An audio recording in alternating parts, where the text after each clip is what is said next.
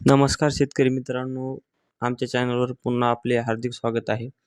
आज आपण आजच्या या व्हिडिओमध्ये कापूस बाजारभावाबद्दल सविस्तर अशी माहिती पाहणार आहोत. चला तर मग आपला व्हिडिओ सुरू करूयात. तर शेतकरी मित्रांनो, सर्वप्रथम आपल्याला सध्या चालू असलेल्या भावाबद्दल सांगायचे झाले तर सध्या बाजारामध्ये कापसाला 7,000पेक्षा कमी दर मिळत आहे. आतापर्यंत गेली 1 महिना आधी कापसाला 7,000 ते 7,500 पर्यंत भाव मिळत होता.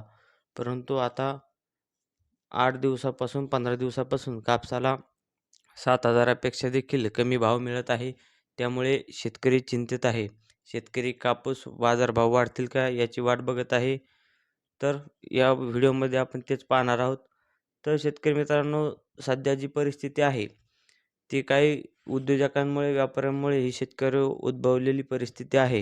कारण बऱ्याचशा व्यापाऱ्यांकडून बाहेर देशातून कापूस आयात करण्यात आलेला आहे. जेणेकरून सध्या भारतातील कापूस बाजारावर याचे परिणाम झालेले आपल्याला दिसून येत आहेत. तर खरा जो शेतकऱ्यांचा प्रश्न आहे की येत्या काही दिवसांमध्ये कापूस बाजारभाव वाढतील का? हे कापूस बाजारभाव 10,000 पर्यंत खेळतील का? तर शेतकरी मित्रांनो, बाजारातील काही अभ्यासकांच्या, विश्लेषकांच्या म्हणण्यानुसार सध्या तरी कापूस भावामध्ये चढ निर्माण होण्याची शक्यता दिसून येत नाही आहे. असाच भाव स्थिर राहण्याची शक्यता आहे.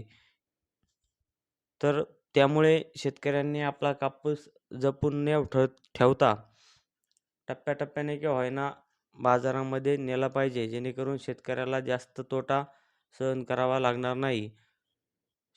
बाजारातील अभ्यासकांच्या म्हणण्यानुसार जर सध्या परिस्थितीमध्ये बऱ्याचशा प्रमाणामध्ये शेतकऱ्यांनी कापूस घातल्यानंतर शेवटी दरवर्षीप्रमाणेच कापसाचे बाजारभाव थोड्या प्रमाणात वाढतील, परंतु यंदा कापूस बाजारभाव हे 10,000 पर्यंत जाण्याची शक्यता दिसून येत नाही, असा अंदाज बाजारातील अभ्यासकांनी वर्तवला आहे. त्यासाठी शेतकऱ्यांनी आपला कापूस हा टप्प्याटप्प्याने विक्री करावा, असे देखील सल्ला बाजारातील अभ्यासकांनी दिलेला आहे. तर शेतकरी मित्रांनो, हा व्हिडिओ तुम्हाला कसा वाटला हे आम्हाला कमेंट बॉक्समध्ये कमेंट करून नक्की सांगा. त्यासोबतच तुमच्या भागामध्ये सध्या कापसाला काय बाजारभाव सुरू आहे हे देखील आम्हाला कमेंट करून सांगा.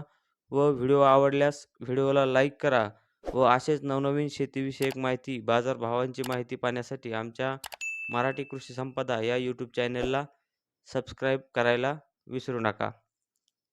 धन्यवाद मित्रांनो.